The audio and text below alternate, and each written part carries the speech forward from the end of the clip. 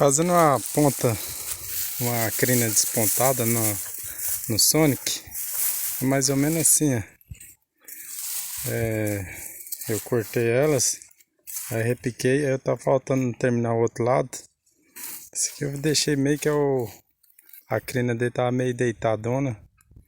Esse é o cavalinho velho que nós tem aqui. Mas o bichinho é bom de serviço. Aí o que acontece?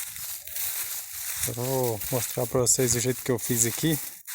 Cortei a crina dele em cima. Aí cada vãozinho desse aqui, ó, que sobra, eu vim colocando a tesoura aqui, ó.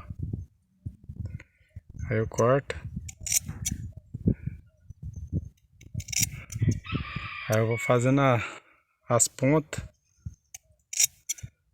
cortando as pontinhas aqui, ó. Aí fica meio despontada. Aí pra ver como que fica show o bicho.